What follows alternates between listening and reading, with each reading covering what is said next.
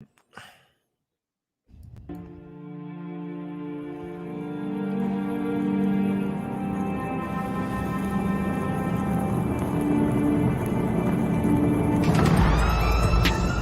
a world where Carolina Panthers fans have an insatiable thirst for Panthers news and opinions, only one podcast roars ferociously.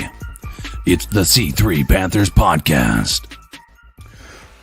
Perfect. Yo, welcome to the C3 Panthers Podcast. Tony Dunn here. Free agency part 2. Last night, we had our big show. We talked about the early free agent news coming forward with the Carolina Panthers. And you know what? I've been so busy, I didn't even have time to post the podcast to the podcast places yet. And guess what? The real news hits. Day 2, the Carolina Panthers have assigned Hassan Reddick, Denzel Perryman, solidifying the defense.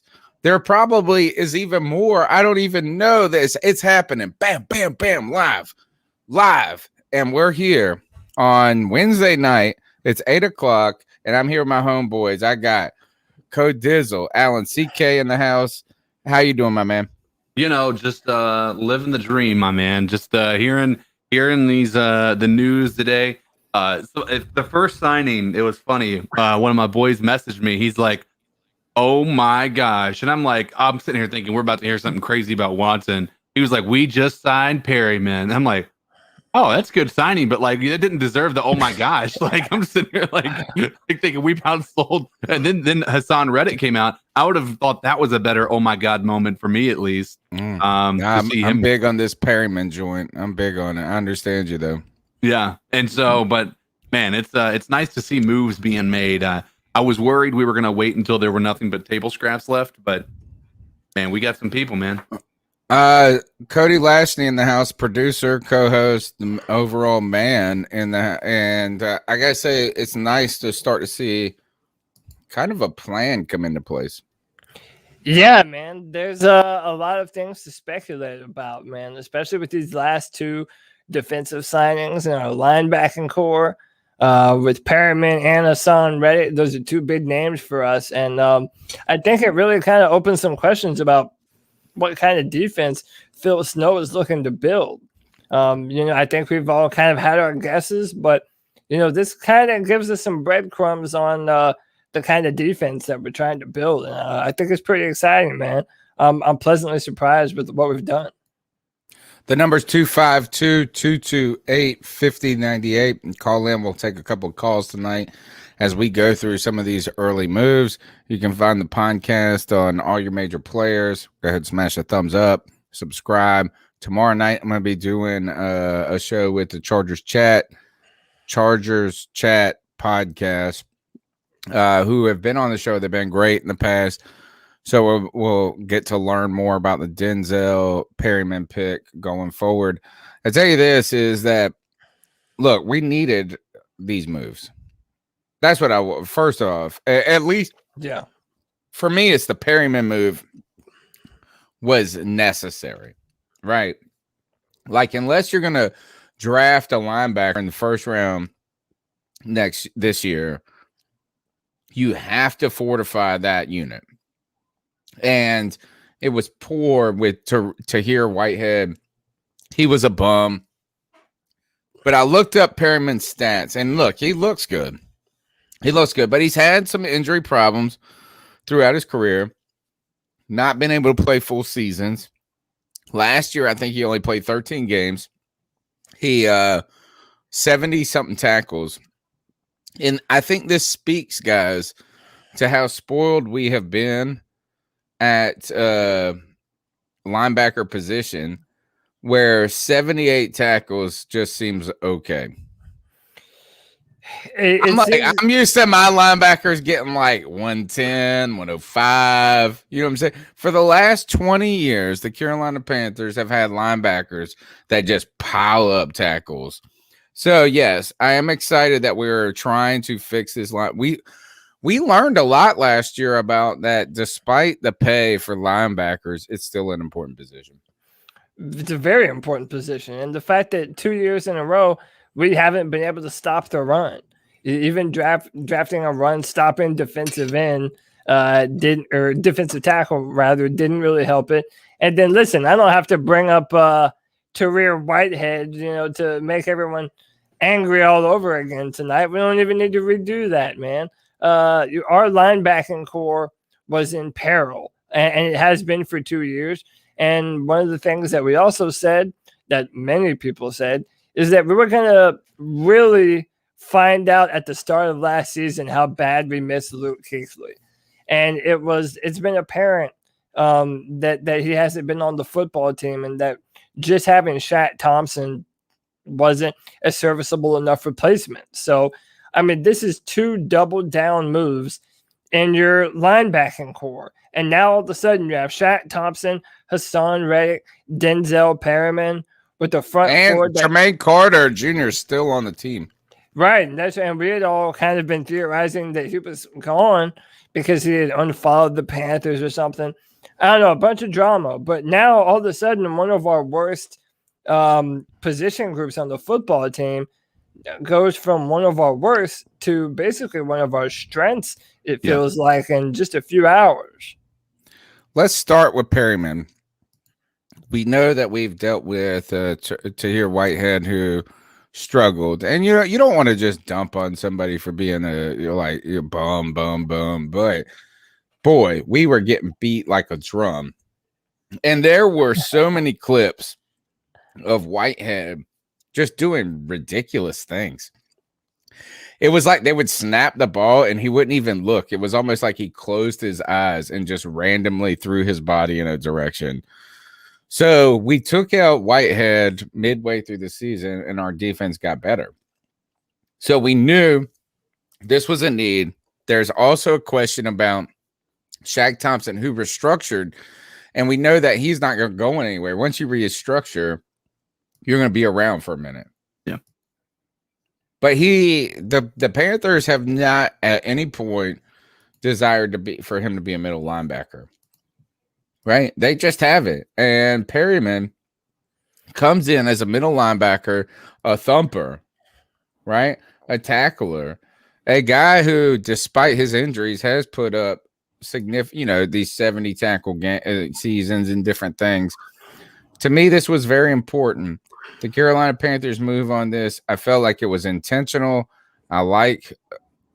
I'm starting to feel a little bit better. Last night when we were talking about the picks, we were trying not to poo-poo them. But at the same time, there was very little get excited about. We see Denzel Perryman come, and that's a big deal for us, I think. And I think all of a sudden, right away, it's going to make Shaq Thompson better, hopefully. It's going to take some pressure off the middle of the defensive line. I don't know how you take pressure off the middle of the defensive line, but this was necessary. What else is the alternative, right? The alternative is drafting a linebacker in the first round or some shit like that. By the way, who's the guy from Penn State? Michael Parsons. See you later. We ain't got you. I mean, we haven't had him for forever. Listen, our first round pick is either going to be a quarterback or we're not going to have it because we've traded for a quarterback. And again, Tony, I know you want to continue to play the Debbie Downer on this. I am. And even I have said it doesn't seem likely. But, dude, I'll be damned if we don't wake up every day and there's not a brand new story from NBC News Talk or some outlet talking about how hell-bent we are on bringing Deshaun Watson here to Carolina. Why do you think that is? It keeps on. Why do you think that is? Because I think that David Tepper, like I said before, he's a billionaire. This man is not used to being heard no. You can't tell him no. He has his mind set on Deshaun Watson, and it seems like it's inevitable now that the Houston Texans know that they are not going to start this season with Deshaun Watson as their quarterback. So if David Tepper knows that, Deshaun knows that, now the Texans probably know that too. And this story just keeps on building up traction, man. Josh Klein from the Riot Report has And I've been critical of him in a couple of ways, right? Is number one, tell him, CK, what do I hate about what he's doing? You just hate what he's doing. No, it's the hashtag. Every player that comes along, Hashtag vet men. Oh my god, it drives me nuts. Yeah, and I don't know if he's trying to tease us, like if he's trying to be sarcastic. I'm so used to Bill Voth and Darren Gant just kind of being dicks to everybody on purpose. So I don't know if he's like really saying it or if it's meant to be sarcastic. But he has been committed, and I guess he has said this is real talk from the beginning. Yeah. He has said that these rumors aren't just rumors, that there is something to it, substance. He came out and tweeted this again today. But Cody, I went on Pirate Radio 1250 today, as I do every week. But since the NCAA tournament is on Friday, we moved the segment from Friday to Wednesday. It was important. They were asking me about Deshaun Watson, and I said I have an attitude towards it, which is expect it not to happen, right? And it's almost intentional, because if it doesn't happen, I won't be disappointed. Yep. And if it does happen, I will be more excited than people who hoped that it would happen. I am at the bottom of the roller coaster, right? The roller coaster goes up and down. You go down the drop. I want to be climbing the top, and I can't wait till we wake up and Deshaun Watson is a Panther. It's just why I hear people talking about it now. They're tired of the talk. Like, they're just like, I can't deal with this no more. And then other people are getting hype. But Joe Person is going back. All the reporters are saying this.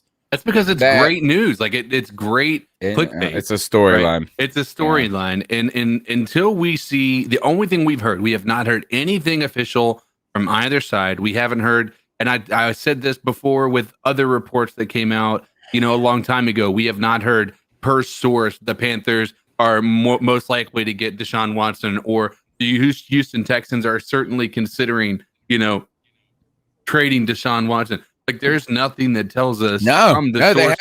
The Texans have been reported to not be fielding calls. Ian Rappaport came out today and said that they don't even pick up the phone. Yeah. I mean, and they don't until they do. Like, at the end of the day, you're either going to. You're right. Like, you're either going to start the season and you're going to make Deshaun hold out, and then your whole entire fan base. Like, okay, we're talking about how we feel as Panther fans, right? Having to, won't we trade for Deshaun? Dude, imagine if you're a Texans fan. What would you do? What would you say? Dude, you have to be going through hell right now, knowing that you're more than likely going to trade away your franchise quarterback for either an unproven player and either someone that they're going to draft or a Tua, or it's going to be Tyrod Taylor, man. Like, I couldn't imagine. But if you're the Texans, there comes a point where if you know that Deshaun isn't going to trade, or if he's not going to play for you, then you have a certain amount of time to receive value for him. You need to trade him before the draft, so that way, other teams have time to, move around that trade, and you have time to make the adjustment to go get a player to replace Deshaun.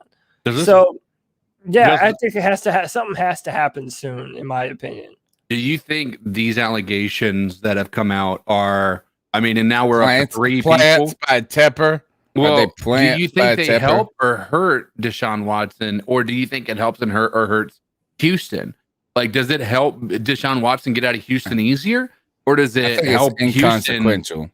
Do you think it puts a little more pressure on Houston to be like, listen, if we don't, and this comes out and we do an investigation and everything is like Deshaun was having these accusations. These are legitimate accusations, right? These are legitimate concerns.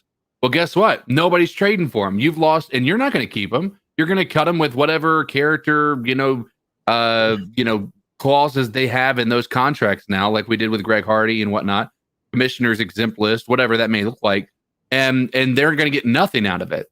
Like, or do they take the risk, keep him, and risk him not even playing and eventually leaving the organization anyway? Like, I mean, I feel like this puts more pressure on Houston to get him out. I kind of think that a bunch of billionaire owners who are ready for Deshaun they're basically willing to make whatever they have to, push under the rug. I think they'd be willing to do it. By the way, this is a civil court issue now, Exactly. so this is something that could drag on for more than a year. Like it could be resolved a few years down the road. So, and to be honest, let's go ahead and be clear about this: is that we heard about Antonio Brown, right, having somebody over at his house who was like something similar, and dude just came off and jacked off on her back. Like that's what the report was. Right. I mean, just like skeet on her. And then you have Brett Favre that sends D-pics to reporters. You have all of this. Is you're trying to tell, unless this girl has got video evidence that this happened, like this ain't getting nowhere. This wouldn't have been a civil case if that was the case. This would have been a criminal case. I don't know why the reason is or what it is. I'm not trying to victim shame people either. And that's not my goal here. But if it's just a you versus me, or the only reason Greg Hardy got in trouble is because there was a call on 911. Yeah. Right. Like you have to have something more than just your word in our society, and video makes it happen. So if she got the video, the thing's a wrap. But if you ain't got no video or audio, you ain't getting jack. The video would have been out a long time ago if there was video. Yeah, they wouldn't have waited. All right. So let's get back on Denzel Perryman train. Good news is that we needed a middle linebacker. He is a natural middle linebacker. It seems like that's where the Chargers wanted to play him for a while. But the bad news when it comes to him is that he's never played 16 games. He was a second-round pick as the same year that Shaq Thompson was. And the most games he's ever started is 10 or 11. He started 11 games in 2016. He started 10 in 2019. He started 13 in 2020. The most tackles he's put up is 73 in his rookie. 72 has gone down and down and down. So it may this is important, but the concerns, I think he dealt with a knee injury or something, is like, is he healthy and can he be healthy? That's the important part, and availability is important, right? Do we know how long the Perryman deal is for? I think someone said 3 years. I saw that's the in the Discord chat. In the Discord chat, by the way, the Discord chat's been going nutso. So that's awesome. Been fun. You guys need to check it out. So I think he's kind of a heat seeker, like a heat seeking missile. He's kind of like Thomas Davis ish, which is like, I'm about to blow your ass. A good tackler. Yeah. Right. Some people have said that the coverage could be questionable, but I don't really think of middle linebackers or like that's where they shine at. Well, the modern day linebacker really should be has to do both. Yeah, they gotta do both. And also Luke Kuechly did it so well for us. I mean, the dude was a nightmare in coverage with the amount of interceptions that he would get. So in a way, we were kind of spoiled to that at the position. Traditionally, you're right, and that it's not, you're not going to ask your linebackers to cover guys. Kind of like a block safety versus a free safety. Like you take the tackler more than you take the coverage guy in that case. But it has been stated by Matt Rhule and our coaching staff that we want to move Jeremy Chin back to safety. Whereas so many times last year, we were playing him at linebacker pretty much out of necessity. Just because we had we had no other competent bodies at that position. So I think the fact that who are our safeties going to be? Chin and Burris? I'm pretty sure that we're probably in the market to draft a safety. I still think maybe even Richie Grant, who we've talked about a little bit, Right, or Andre Cisco could probably be in consideration with our second round pick if we don't trade a bunch of picks away. I think that's probably a pretty big priority for us, especially knowing that now our linebacker core is pretty much set. Yeah. So it looks like our defensive backfield is the last one that really kind of needs some fine tuning. Yeah, and that's an interesting question, is what does these free agency moves tell us about the plan going forward? Let's move on to the next one, is Hassan Reddick. The Panthers, well, look, is that Reddick finally had his year. I thought that for some reason this guy had played in Detroit and then got traded, but no, I was wrong. Drafted by the Cardinals in 2017, I believe. But they said that they had been playing the people in the Discord chat had been telling me that they were playing him in his unnatural position, and they moved him, I guess, to like an outside linebacker, like pass rushing linebacker last year. So tell me about Hassan Reddick and what you guys think about this acquisition. A 1-year deal. It seems like he's betting on himself. Yeah. And there are connections to Matt Rhule and Phil Snow. Your thoughts on this acquisition today? We wanted him last year. We wanted Reddick last year when Luke retired. We wanted Reddick because we knew that, and then he went off and had his best year, right? I can't remember, was it that he was franchise tagged last year or what? I can't remember what it was, or they just re-signed him to a 1-year deal, and it was definitely a prove it deal because he had his best year as a linebacker because they put him back in the position that he's best played in. And speaking of that, Jacob Willis in our chat says, I was pounding the table for Reddick last offseason. The fact that he got 12.5 sacks and we got him for pennies is a steal. And that's something that, it kind of gets lost in the mix. My man had 12.5 sacks last year. That's a crazy. So what are you going to play him at? You can't play him at defensive end. So this is why this is so interesting to me. Because, Tony, and I've said this pretty much all last year, Phil Snow was pretty much left to the guys that he had on the roster. I think it was almost impossible to tell what kind of defense we were going to continue to run with based on us having to play such a limited personnel. I remember fans complaining about the fact that we were running so much 3-3-5, which is more of a college-style defense, and fans were really kind of like, well, what the hell is this?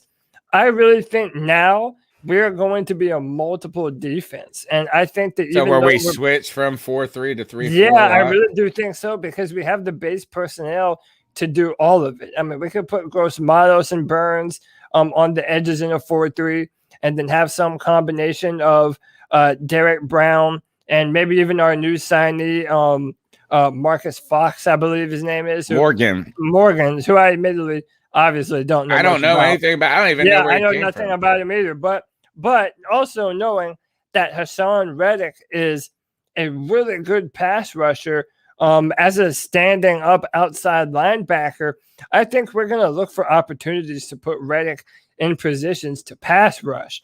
I mean, dude, imagine Brian Burns and Hassan Reddick coming around the edge at the same time, especially on passing downs. Dude, I'm willing to bet you anything that on third downs or on clear passing downs, we're going to let Brian Burns and Hassan Reddick just fucking go after him. This symbol to me, it's an act of aggression, and I fucking love it, man. Here is, this is according to ramswire.com or the ramswire.usa.today.com. Morgan Fox was a rotational player for the Rams last season, often subbing in for blockers in obvious passing situations. He played just 39% of the snaps, but still had 27 tackles, 9 QB hits, 6 sacks, and 8 tackles for loss. So I think that kind of lends to your exact point about the aggression thing, is that, well, and let's move to that. So yesterday we saw the Panthers make some, or the day before, make some important moves, necessary, questionable to some of us, right, about how good these guys were, the Cameron Irving and the Pat F line, but necessary. Like, you have to put bodies there so you don't have to, so you can free yourself up in the draft. Today, though, it really seemed an aggressive day for the Carolina Panthers, trying to not complete maybe, but round a defense that was young and neat, but had holes. And I truly believe today was a good day for this Panthers defense, right? As in adding talent to the mix, some experience to the mix, but not getting old, not getting expensive. So I'm very excited about today's moves. And I kind of want you guys just to speak on what you think this suggests about Scott Fitterer's plan. CK, you want to jump on that one first? Yeah, I feel like right now you're seeing where he doesn't want to focus in the draft. You know, you're seeing. I'm not saying he doesn't want to go with an offense. I mean, I think you're seeing not forced into it. Yeah, we're not so focused on linebacker.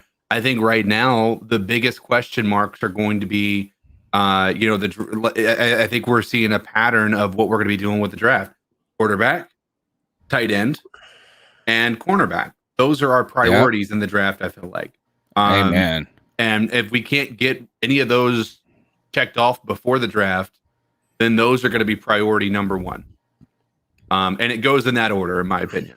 You know, I know we need a CB, but you've seen what this league does when you have a good tight end. You can't be a successful team without having a tight end that's going to be able to kind of be a linchpin there to help your offense. Yeah, I agree with CK. I think that we know the positions that we don't want to be strapped into having to draft. For example, the offensive line, another defensive lineman. I really do think that, if I would still like to take a really good guard or even a tackle should one fall to us and we have the opportunity to take one in the second or third round. But I really do think that we're trying to move away from the trenches and try and draft those exterior players on offense and defense. Listen, especially if we are able to land a quarterback and if we're somehow able to keep our second round pick, then, a wide receiver like Terrence Marshall from LSU could even be in the mix. We've already mentioned safety and some guys at cornerback. I really do think it's going to be our exterior weapons that's going to be trying to upgrade during the draft on the offense and the defense.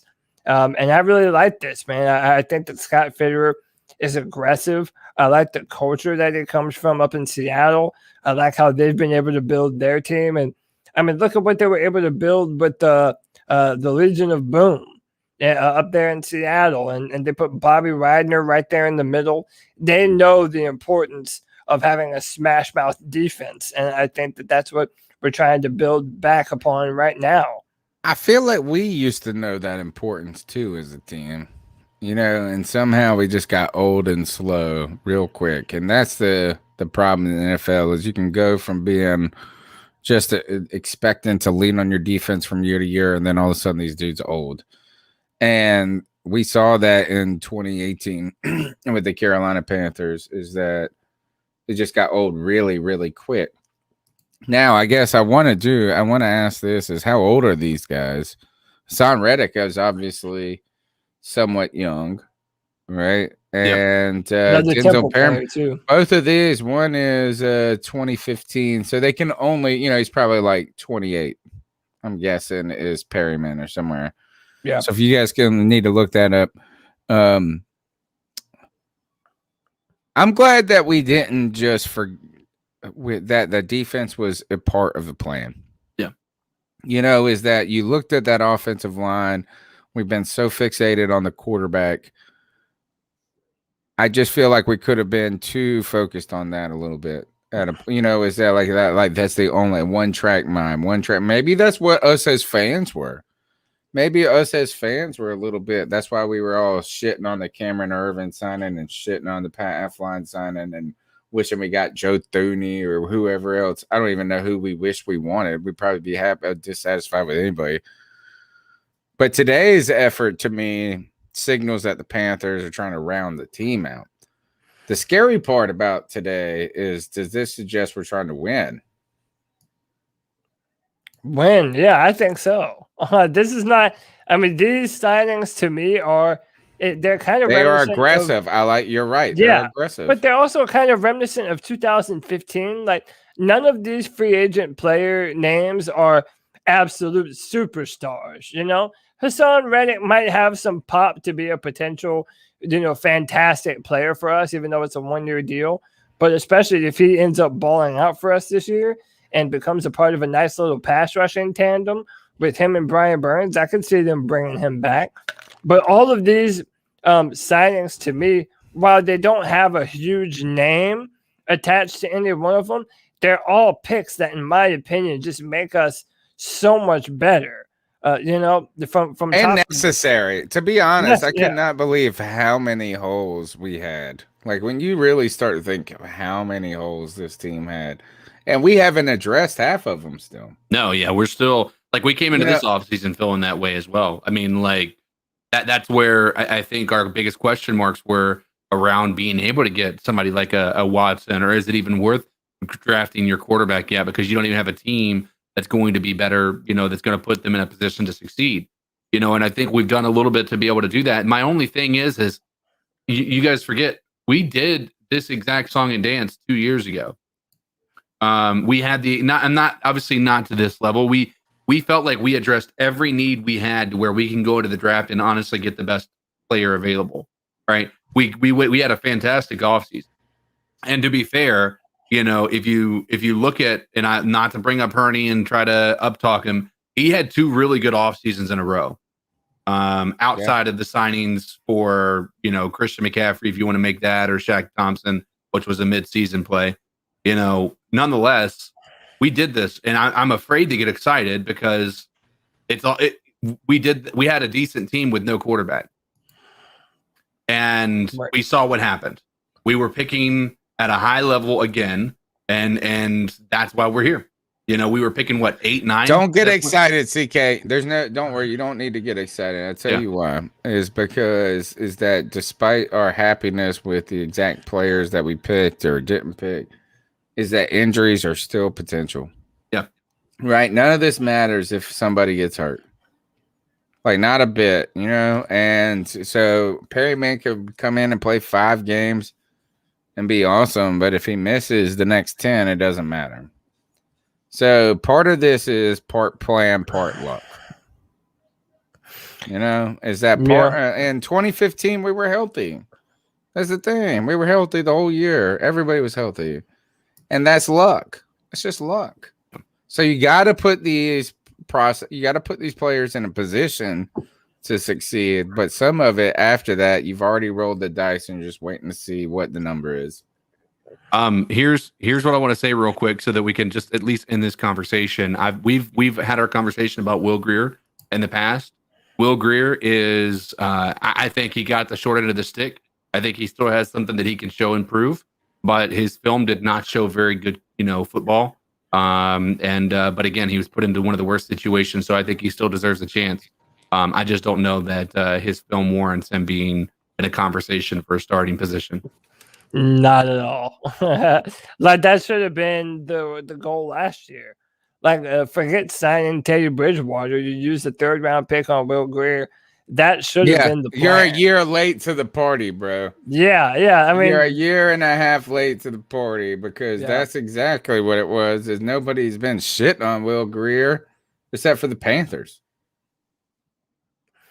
Yeah, and especially Panther fans. But listen, we wasted a 3rd round pick on that man. I mean, are we just saying, like, just at this point in time, do we just all type Deshaun Watson and just speak it into existence? Yeah, is that what we're doing? I just don't believe it's gonna happen, because if it does happen, then I'm gonna be even more even happier. All right, other news to move on to. Other news, free agency news to move on to is F.A. Obata looks like he will not be returning with the team. And that is because Bill Voth put up some snarky ass fucking tweet as usual. And was like, I hope he finds what he's looking for. Like, and then somebody said, why didn't we offer him the restricted free agent tender? And he goes, how do you know we didn't? Well, just tell us, Bill. Just say we did. And he wanted more. 5.5 sacks, FA Obata. There are questions going on in the Discord chat about the defensive tackle spot, and they were pointing out that he could play end and tackle. So we have Obata likely moving on. Jermaine Carter Jr. might be back with us. This guy now is Shaq. I tell you, this is Shaq Thompson is the biggest cheerleader on the planet. This mug is cheering every acquisition. Like, he loves this. He's like, give me Hassan Reddick. Give me. You know why? He played his best football. He played his best football when he had good players around him. Yep. He is not the guy, like, he cannot carry a defense, right? And there's no defense on the face of the planet that can be carried by one person. You can have some of the best, you can have the best player in football on any position, and they're still not going to make the difference on whether you win or lose. It's just reality. But, we do know that his best film was on when he was playing with Thomas Davis and Luke. Hey, CK, do me a favor. It's a certain time. It's time for something to happen. All right. Subscriber shame. 49 people watching, 24 likes. Hit the thumbs up, man. We're trying to produce more and more content, going live, talking about free agent signings, man. Listen, we're excited to talk about this stuff. So if you like listening to it, hit the thumbs up, hit the notification bell. And listen, we're on the road to 2,000 subscribers. Share this with all your Panther friends and faithful. Let them know what kind of fun we're having, what kind of content we're putting out. We do stuff like this, man. We'll just pop up in your life and talk about some free agent signings, man. So hit the like, hit the subscribe, hit the notification bell. And that's my subscriber shame. We had to do it. Shame on you. Shame on you fools once. But if we shame you twice. And to be honest, like, I don't even know how we ain't bigger. I still can't get over this. It just annoys me. Anyway, so y'all help us out. Help us out. Yeah, you're right. That's exactly what she said. Okay, so next on the docket, Curtis Samuel on the move, it looks like, going right now to the reports are saying expected to sign with the Washington football team. Yeah, I think he's a little surprised there, right? Because we had Scott Turner, but was not bad. Scott Turner wasn't bad, but our whole team was bad. I still like Norv Turner. I like what Norv did with this team. I'm not opposed to it, so I don't got any problems with these guys.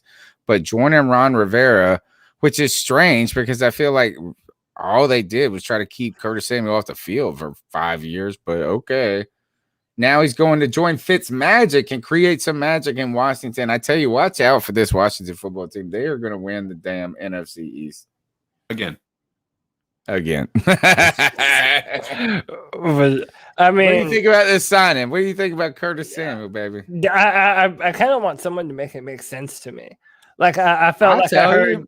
But I mean, okay, listen, other than Ron Rivera, right? Terry McLaurin also went to Ohio State, so that was a teammate of his.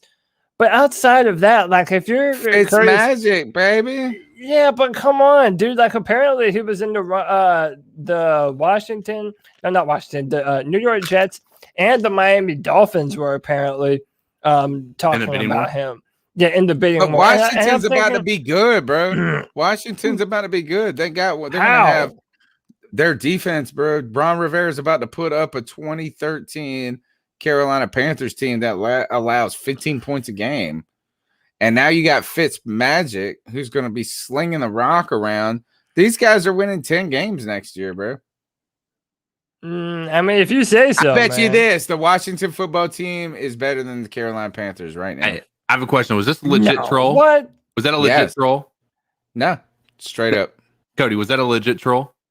What? Yeah. What Tony trolling Jones, was? Jones. Yeah. Huh? Jones, Terrell, the comment you just put up. Oh, but Cody, cut your hair. Cut your hair. Look at my hair. Is that a legit troll? Because I mean, look at his profile pic. Was he bald? Was he got Hey man, long hair? hair don't care, man. We just some hair boys on this podcast, bro. Shit, I would shake my shit if my headset wasn't on. Shit, don't tempt me. I'll catch a charge shaking. I was just making sure. I don't want to be him if he was in like just messing around. Like earlier, he was already in the chat trying to troll earlier. I just figured I'd ask before I heckled him. Anyway, yeah, go ahead. Sorry about that, guys. Well, there are two coaches technically. I guess it could have been trolling you. Yeah, cut my hair, 100%. But yeah, I don't know. I just think that if you're Curtis Samuel, why wouldn't you want to go to the Jets? Like, you know that they're either going to trade or they're going to draft Zach Wilson. So, I mean, shit. It's like I would, especially after not having a quarterback to throw, throw him the football for so long. Hurt Cam Newton, Kyle Allen, Taylor Heineke, who he'll probably have thrown to him again. Do you think there's I mean, it is interesting, to see the reasoning behind it. I'd be interested to see what he says in his press conference, whenever he does his press conference there, because, if he did have the Jets involved, he would have had an opportunity to be a number one wide receiver for them. Like, who else is their wide receiver up there that would challenge him for a number one slot? Yeah. I mean, so he would have an opportunity there, but I think that he's looking at it from the perspective of he can be more impactful to that because he can be the running back as well, because they don't necessarily have the answers at running back 100%, right? They're not, so I mean, he could be more impactful in the offense there as well. Chuck should have said Hurney and Ron gonna ruin Samuel again. That's what he should have said. Yeah, again. Again, for a second, dude. That's what I'm saying. I almost don't feel bad for him if he goes there and just flounders like he has here in Carolina, dude. Like, you decided to go back to Ron and back to Marty and back to a situation with they're the best team in the NFC East. I hate to tell. I mean, they're the best team in the NFC East. That defense is nothing to fuck with, yo. Ron knows how to win with those teams. Ron knows how to win with those teams, man. I'm telling you, they're going to be good. Don't you worry. They'll be fine. I don't know, man. I still like our team. And Fitzmagic loves to chunk it. He's the opposite of Teddy. If we end up getting our quarterback, I like our team better. Man, we are sitting around the campfire talking about this Panther free agency news with Blake Bettis. And I tell you guys, we have made some important moves today. Denzel Perryman, we had Hassan Reddick, and as well as the hot ass Morgan Fox. I mean, Megan. So I'm just kidding. Is Morgan hot? Is he sexy? Megan is. What about Morgan? She was. She actually was when I was like 25. Yeah, what happened to her? I feel like she was the talk of. She's fine. You know what? She looked real good in Teenage Mutant Ninja Turtles, but that was still like 8 years ago. Dude, I could not watch my childhood be destroyed by that fucking movie. So I passed. Shush. I passed. It was good. It was fun. I liked it. And I'm a big Teenage Mutant. Dude, I signed up, man. I was at I was a lot. I was like in the real time when the real Teenage Mutant Ninja Turtles came out, bro. Like, I was like in 4th grade or something like that. Just like, I got an autographed picture by one of like the foot soldiers or some shit like that at the showing or something. It was crazy, man. And not crazy, but I love that. So no, like, don't hate on that. And I like, Megan Fox. I'm down with her. I ain't got no problem with it. So I hope I'm down with Morgan Fox. So the Panthers now, we've through day 2, I feel like we've had a lot of noise all of a sudden today for the Carolina Panthers. What do you guys see going forward? And we can wrap this up a little bit. And that is, where is this taking us to? Obviously, the talk will continue to center around Deshaun Watson until it doesn't. I guess there's going to be a second wave of some free agency signings. And this wide receiver market is still wide open.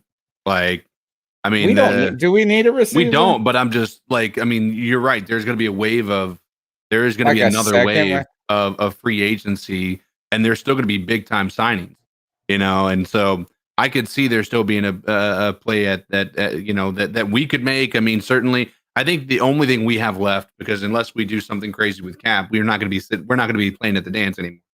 You know, Chuck says we need a corner and a tight end. I think those are draft. We need both. You don't think we can no tight end in free agency? No Zach Ertz? No, dude. Even with this contract and the amount of money, the amount of impact you would have, it would just be too much for an older tight end, unless they were trying to give him away for peanuts. He's only 30 though.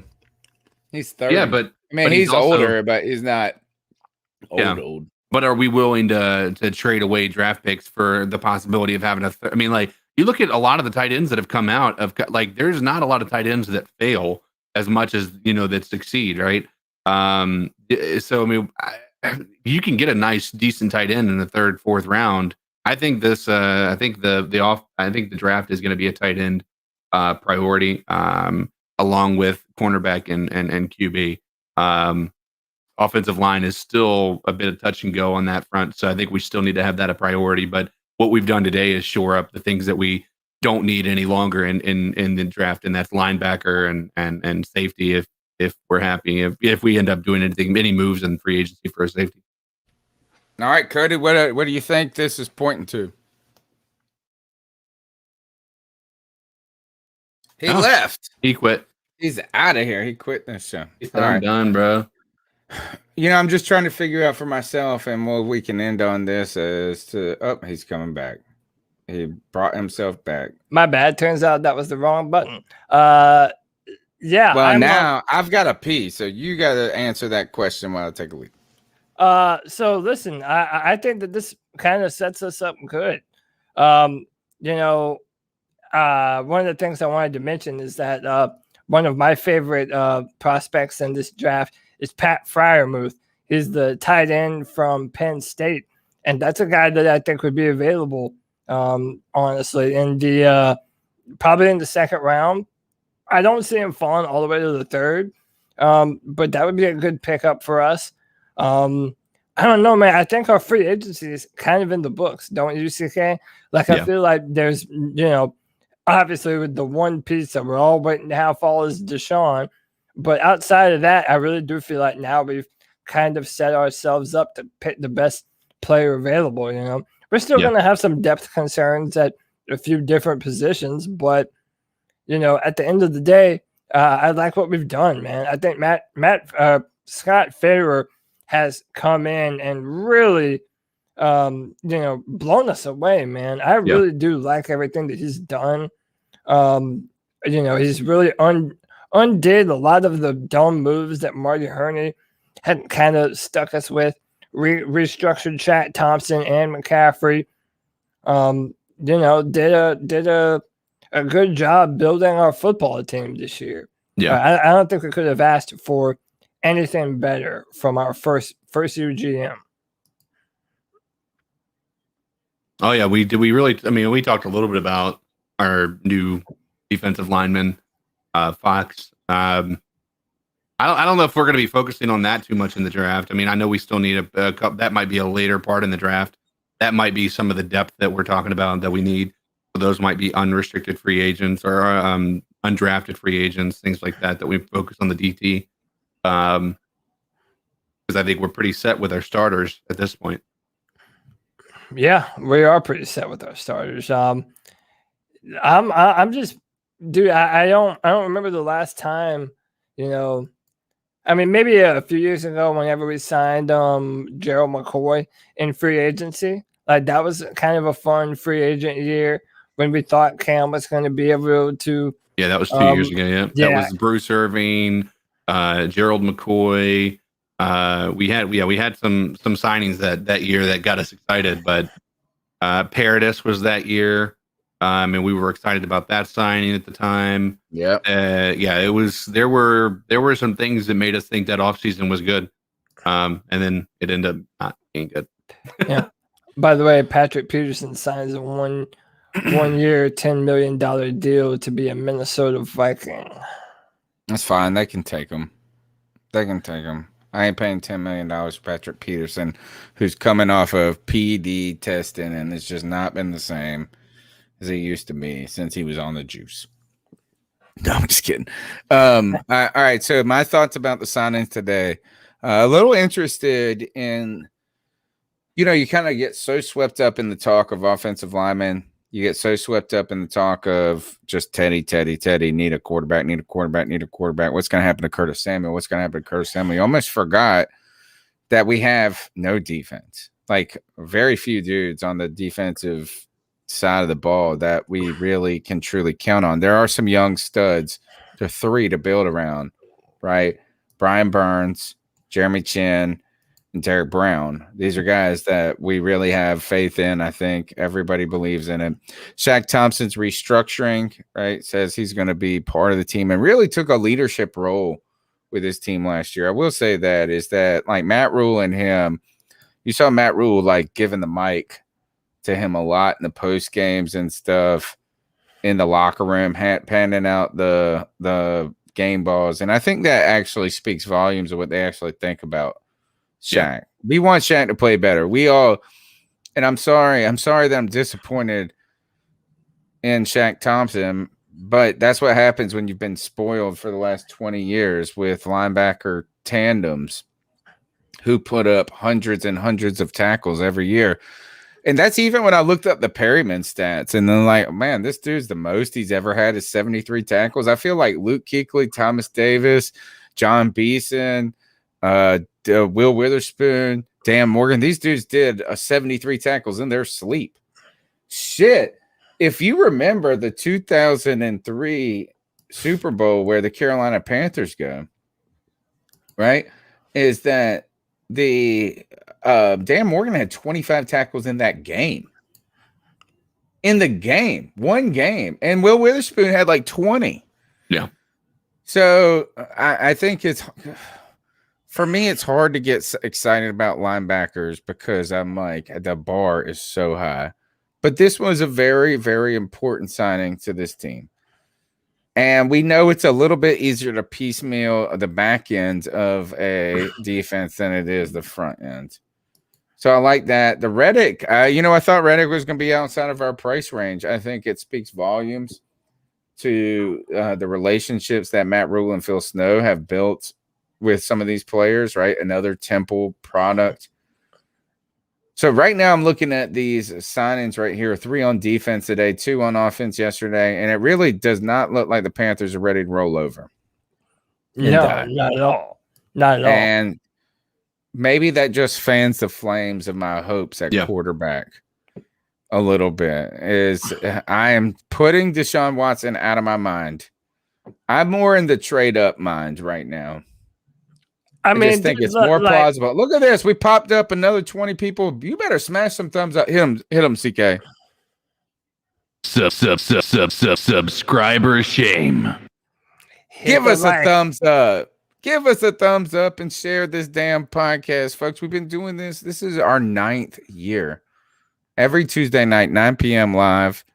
And now we be popping up here on a whim. And it's because I got guys like Cody Lashley producing this joint. Yeah, man. And listen, hit the thumbs up button. It doesn't care. I don't care if you think my polo makes me look gay. Whatever, man. That's all good. Hit the like, hit the subscribe, hit the dislike. He just wants to suck your dick, bro. All right. That's another way of saying that. 100%. That's another way of saying I want to suck your dick. If you say somebody's shirt makes him look gay, you're hoping they're like, I am. Yeah, I think he was trying to shoot his shot. And I ain't mad, bro. You do you. But hey, I did want to share this with you guys. So just to show you how Marty Herney is the gift that keeps on giving. Fun fact, Washington coach Ron Rivera tried to trade for wide receiver Curtis Samuel last season, but Panthers general manager Marty Herney refused. Now they're together with Samuel, and they didn't have to give up a draft pick. Collusion. This is collusion. He's so bad, bro. Dude, I'm so happy that he's gone. I can't believe any of you ever defended this man. I'm so happy that he's out. He was a cancer to our football team. Dude, I was talking in our Discord today how much of a missed opportunity it was that we didn't try and trade Curtis to the Packers last year when they were trying to make a Super Bowl run and that would have opened up that offense even more than it already was. And we could have gotten maybe a second round pick for him for that kind of player, dude. I don't know, man. It's just so. And we probably would have lost to Washington because Curtis Samuel wouldn't have been able to make those plays. I don't know, man. It's in the past. It's all said and done. But it's just like, man, now I'm just so happy that we have a general manager that is smart enough to try and make plans for the future and actually try and, accumulate picks and good players. Like, man, even the short amount of time that he's been on this team, I'm already so thankful to have him. Yeah. Well, you better slow your roll until we see this damn Pat Elflein and Cameron Irvin offensive line. I keep seeing more and more crap about how they suck on the internet. And I got a little shame for this guy, John Ellis, who's been he's Panthers, one place Panthers, does all the clips and stuff like that. Seems like a cool dude.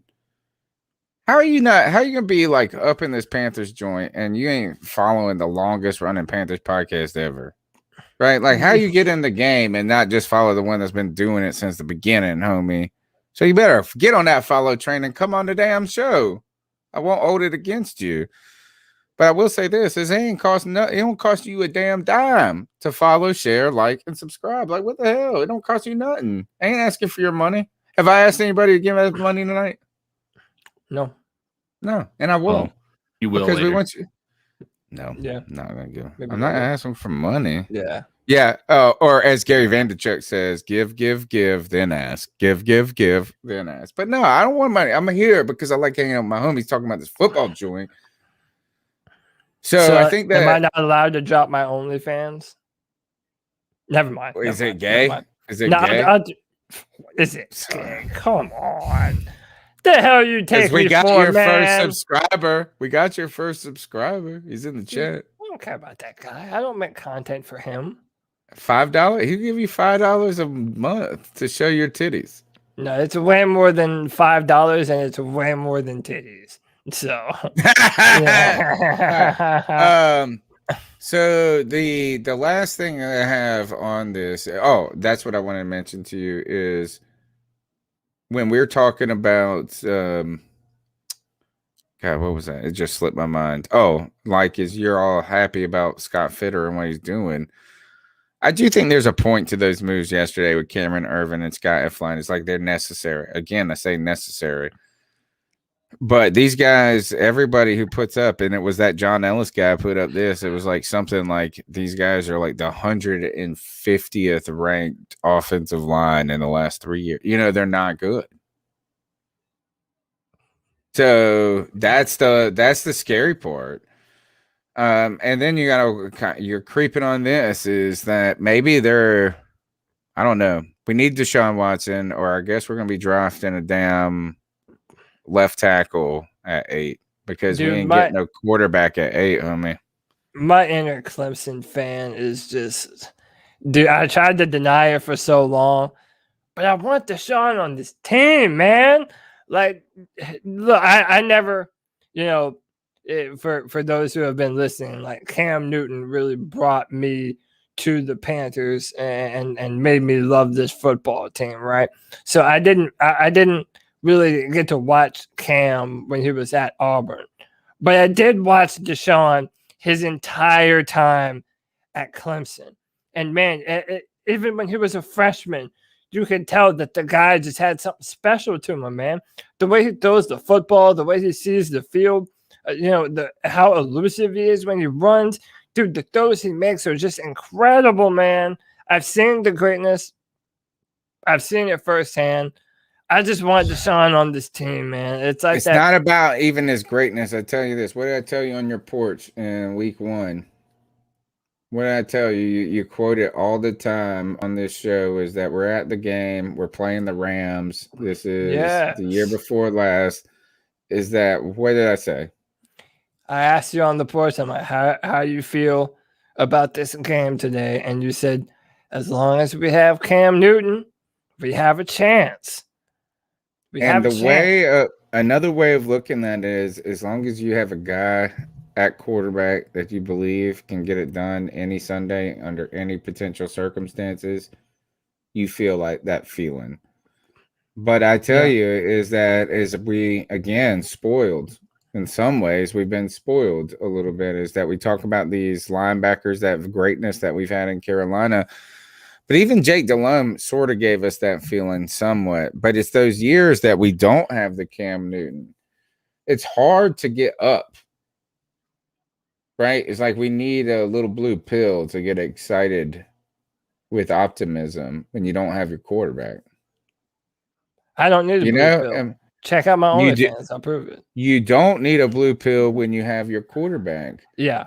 But when you don't have your quarterback, is that you have to hope in some outside chance that you have an immaculate defense. Like everything has to be perfect.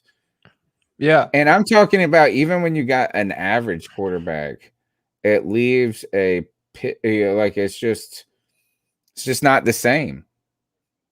It's just not the same. So that, I think, is the most appealing part about Deshaun Watson or a draft pick, is reestablishing the feeling of, we can do this. Like even if this year goes bad, now we just got to figure out how to add. No, we're a ship that's bobbing along the ocean right now without a direction until we get our quarterback. Yeah. Look, calm waters never made for skilled sailors. That's one of my favorite sayings in the world. Nice. Calm waters never made for skilled sailors. So sometimes, man, you have to batten down the hatches. You got to hoist the sails, and you got to weather the storm, man. And I feel like this past year, that's kind of what we've had to do, man. This was not a very exciting year this past season for Panther fans because of Bridgewater, because Christian McCaffrey leaving the season hurt and being injured. And just, a bunch of things surrounding the way Cam Newton left. This past year was not the most fun that you could have as a Panther fan. But with the free agent signings that we've made, with the hope and the assurance that we at least know the Panthers know that they have to upgrade the quarterback position. So whether that's trading for Deshaun, moving up in the draft to 2 or 3 and try and get Zach Wilson or Justin Fields, or Trey Lance just sitting there at 8. Quarterback is the biggest priority for us right now, and we are going to do whatever it takes to try and upgrade that position. And right now, that's what's giving me the most hope about the Panthers going forward, is that if we upgrade the quarterback position with our talent, it's on. Then we're ready. It's on, man. It's on, bro. But it's not until you don't. That's kind of my point. Right? It doesn't matter how great all these motherfuckers are. If you don't upgrade that position, it ain't on. Right. Yeah. And like, so these moves will all be for naught if we get a quarterback that throws 14 touchdowns next year. Well, 15. Let's be fair. 15. Cam only threw what, 8? Yeah, but he's still That's some crazy shit. He had 12 running. Yeah, he still accounted for more total touchdowns. Yeah. All right. That's all I got. For some touchdowns. Oh, actually, let's talk about that real quick. Is what happened in New England over the last 2 days has also been pretty wild. Yeah. Did we not already talk about this? Did we talk about it last night? Yeah, a little bit. Night. Okay. Yep. Hunter Henry. So. Yeah. Like the dual tight end. So they're making moves over there. And I tell you, if anything, they don't seem to be laying over and trying to tank. Tim Tizzy says trade for Njoku. I don't know. I'm trying. You know what? Is maybe we're slow playing damn OJ Howard coming off an injury. Is he still out on the market? I think he is a free agent. I'm not 100% sure about that. I have not, but he had a bad knee injury. I don't know if it's a good idea and a plan to sign guys that are coming off an injury.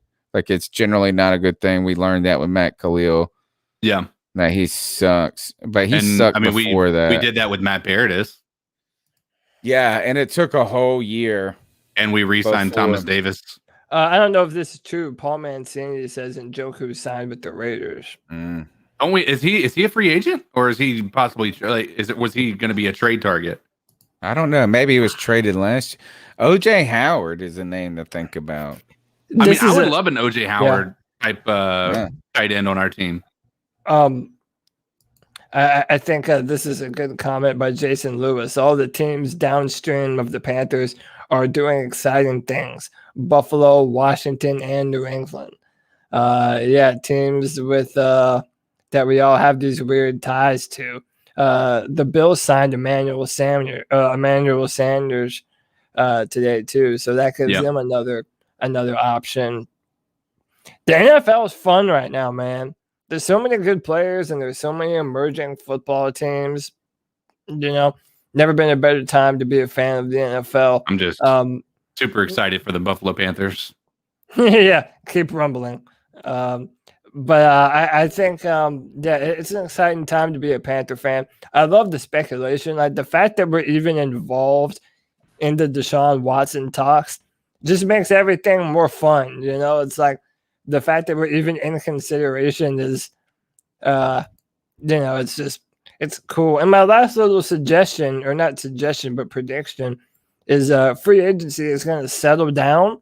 And there's going to be some pieces that kind of fall into place later on. Yeah. And I wouldn't be surprised if we ended up picking up a tight end or something in a few days after the market. Yeah, no, we got to. We got to, or else then you're asking a rookie to be starting on day one.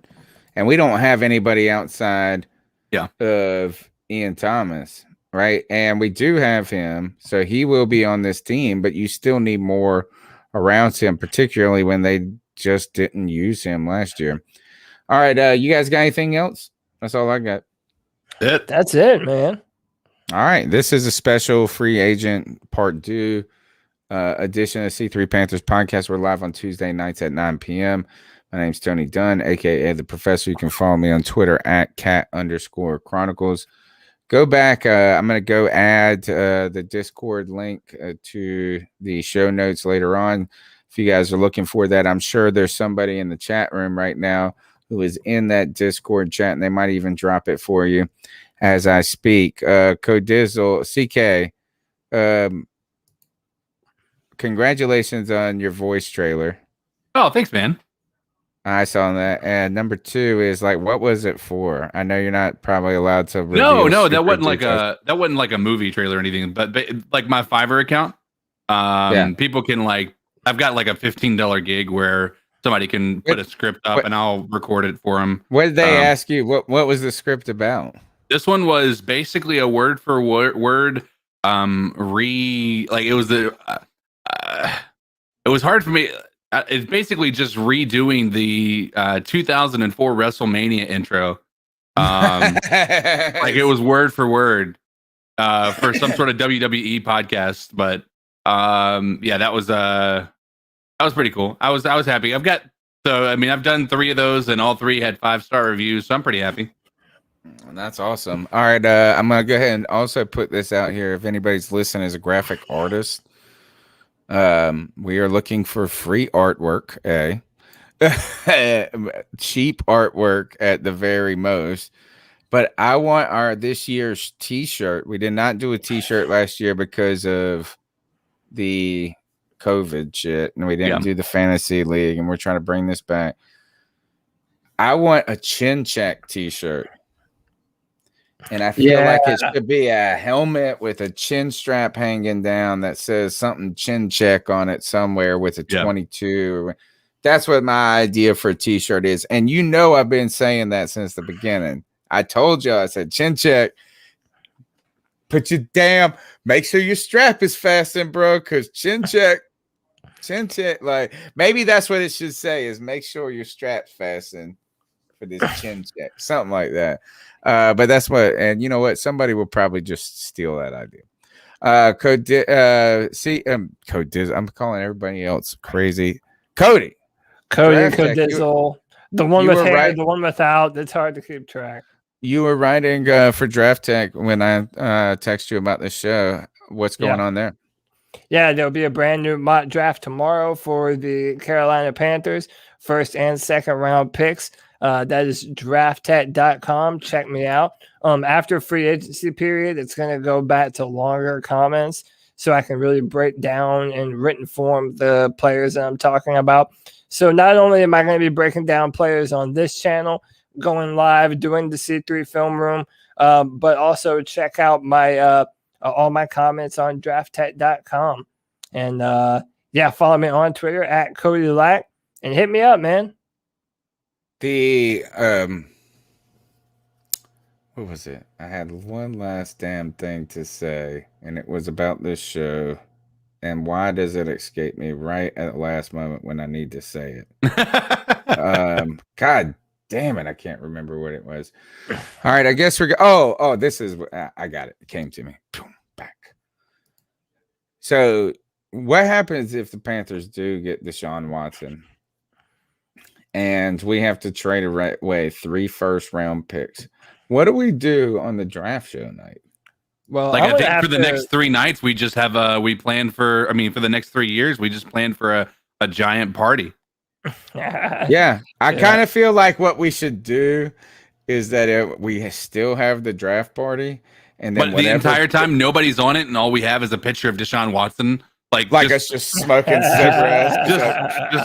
just or what if every time whoever we traded the pick to, I guess it would be the Texans, and whatever they do with it, for all we know, they could trade it around. But it would be like picking 18th with the Carolina Panthers pick from whatever, and then we just go, the Panthers put Deshaun Watson, and we were like, yeah, we got our guy. Then we showed Scott Fitterer on the phone. He's like, I got my guy. Like the only. And then we just replay the press conference from his initial press conference as a Panther. That's it. And then we just go to bed. And chat, type Deshaun Watson in the chat and hit enter as we're leaving. So apparently we're just speaking it into existence. We're just speaking it into existence. Everybody put Deshaun Watson in the chat. Listen, the first thing I do if we trade for Deshaun is I'm gonna have to call 911 for an erection lasting longer than 4 hours, because I hear that's not helpful. Not me. I just came. Okay, yeah. Oh my god! Maybe a little premature. Wait until you found out that we traded. No, as soon as I hear, I'm like, that was great. I need a cigarette. I don't blame you, bro. I don't blame you at all. All right, get us out of here. Take us out of here, Cody. All right. Until then, C3 Panther Nation, keep pounding. Keep pounding.